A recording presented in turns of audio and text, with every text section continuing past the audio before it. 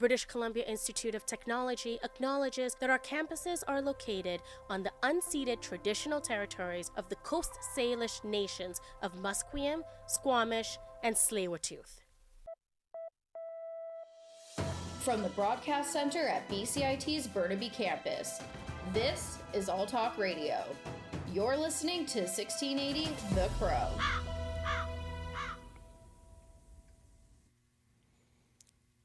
Hello, this is Shaigon Jafareglu with your news update. Fake Canucks jerseys are being sold across the province. Our reporter Ryan Sheridan has more on what to look out for when purchasing a jersey. As the Canucks continue to advance, jerseys have become expensive and hard to come by. Vintage Finds Van City store owner Josh Stevens specializes in Canucks gear and explains what to look out for. If you look at the stitching on jerseys, you can kind of tell if it's all over the place, and the lettering sometimes looks off. But there is a ton of fake jerseys coming from overseas, 100%. So if you see a jersey ever in a thrift store and you think you won, make sure you take a look a little bit better. Official jerseys range from $195 to $350, and the price is a good indicator to check authenticity. Ryan Sheridan, BCIT's The Crow. A fire which forced evacuation of residents near the oil sands city of Fort McMurray, Alberta, is finally under control following rain and cooler temperatures. We'll take the good graces of Mother Nature and take all the rain that she can give us. The fire, which resulted in the evacuation of 4 neighborhoods, didn't grow overnight. Regional Fire Chief Jody Butt says he's encouraged, but those evacuated still won't be allowed back until at least next Tuesday. Alberta wildfire spokeswoman Josée Saint-Onge says it's too soon to get complacent. Once a fire reaches this size, it does burn for a long time. Crews woke up to light rain, overcast skies, and cooler temperatures. Bill Graveland, The Canadian Press. BC Wildfire Services say that the fire burning near Fort Nelson has expanded. However, it is moving away from the city. The service says the fire is now up to 127 square kilometers in size. The Wildfire Services says light rain is expected. However, the light rain won't be enough to extinguish the fire and stop it from spreading. For now, the northern community is safe from the blaze. Camping season is just around the corner, and wildfires are already out of control in Western Canada. Our reporter, Sia Forio, reports on residents taking measures to prevent urban fires. Wendy France owns a catering company that feeds loggers in Shuswap Lake. France also worked in fire camps for 4 years and now lives and works in the interior of British Columbia, working in a current loggers camp built in 1966. France is aware residents like herself still have responsibilities when it comes to urban fire prevention. Well, everybody's understanding now their role in keeping all the stuff away from your home. It's now been brought to our forefront of what a homeowner must do.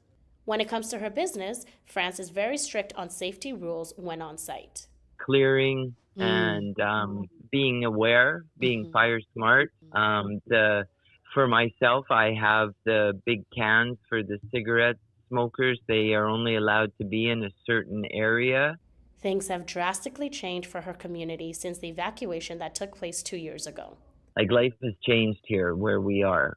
Everybody is so cautious of what can make a fire. France wants to remind everyone to stay safe and be on alert. Sia Forio, BCIT's The Crow.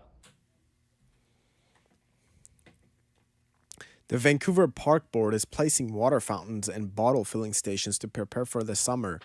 Lauren Achille learns the importance of hydration within vulnerable communities. Janita Shepard, the department lead for the practical nursing program at Vancouver Community College, says dehydration is a recurrent issue regarding the homeless. If you're not hydrating adequately throughout the day, and especially when the homeless, they're exposed to the elements of the environmental elements, being outside, and the sun, which can also be dehydrating. Water fountains and hand washing stations are being specifically located to help the elderly and people experiencing homelessness. According to Schapper, they experience chronic dehydration during the summer months. The park board does maintain these fountains' water quality, and Schapper recommends people drink at least 2 liters of water a day. Lauren Achille, BCIT's The Crow. Himalayan blackberry is an invasive species that is found all over Vancouver. Reporter Matthias Jones spoke to a natural research management specialist about efforts to prevent the spread. Metro Vancouver Regional Parks employs a mapping system to identify where Himalayan blackberry occurs in parks. Marcus Merkins, their natural research management specialist, explained the methods they use to eradicate the species. Typically what we do is we initially flail the blackberry to the ground and then work on grubbing the root systems out of those areas. Merkins says that the eradication is a difficult and long process, but he says it is handled well in the important areas. Matthias Jones for BCIT's The Crow. And we're joined by Matthias Jones in our studio today. So Matthias, could you tell us what the Himalayan blackberry bush is and where it came from? The Himalayan blackberry species originated in the regions of Armenia and northern Iran. The Invasive Species Council of BC says that the species invades disturbed sites, pastures, roadsides, stream banks, and forest edges. Okay. What is the differences between Himalayan blackberries and native BC blackberries? So native blackberries to BC the shrubs tend to be shorter than the Himalayan blackberries, which are 5 meters tall compared to the natives, 2 to 5.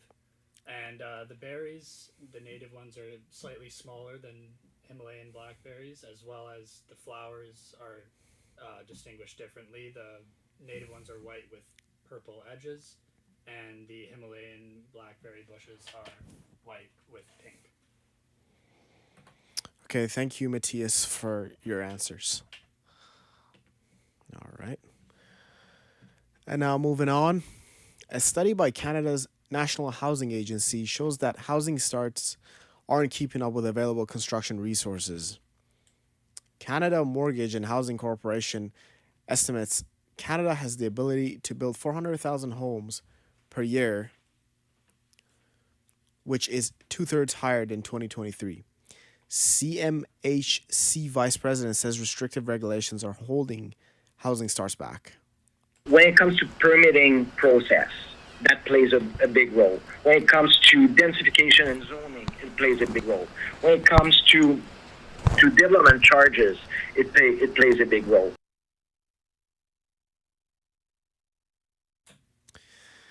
Greater Toronto Area Police say a man has been charged with money laundering and fraud. This man goes by the name of Crypto King, who has allegedly been trying to solicit investments. He allegedly took payment from investors, and the investors were defrauded, not able to get their money back.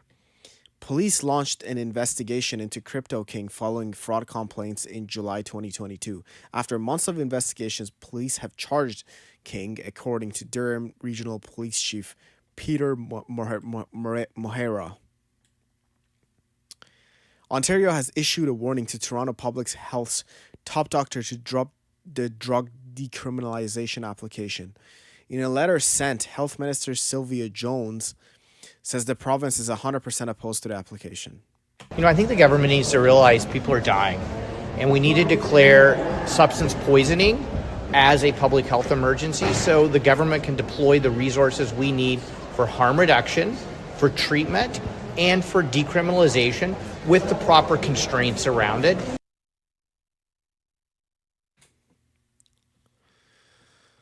Loblaws has agreed to a code of conduct agreement which aims to level the industry's playing field.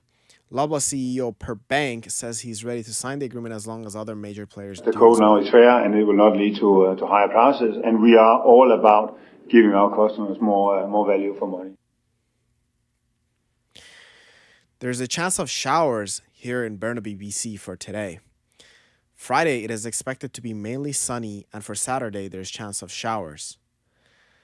Check out BCIT News website for the most up-to-date news. This has been Shaigon Jafar Biglu with your news update.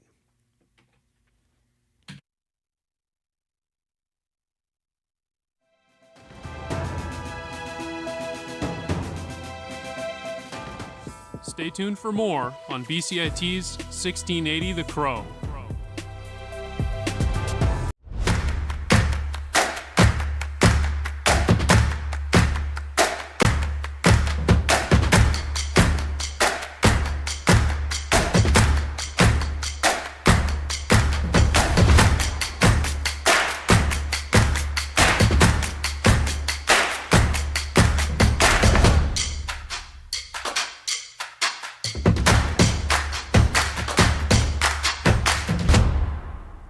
Everything is changing to digital. Everything is online. People aren't just waiting for the 6 o'clock news anymore. People want their news right now. They want to be able to go onto their smartphone, onto the internet, and see the news that they want to see. Vancouver is growing at, a really rapid rate, the Lower Mainland even, and with the tools that we're given here, we're able to cover all of that. Welcome to BCIT Magazine. I'm Radhika Sikki-King. In the program, they really leave it up to you. I mean, the help is there when you need it, figuring out how to use the programs like Premiere, Audition, and figuring out how to use the cameras.